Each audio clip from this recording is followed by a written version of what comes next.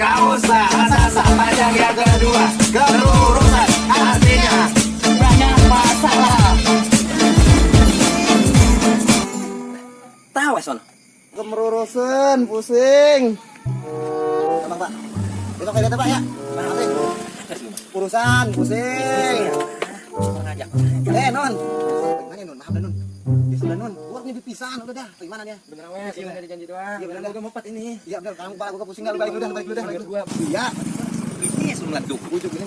Ya, ini apa lagi nih memedi kobrak, memedi kira di sini. Duh, kenapa? Apa, Non? Ini. Apa?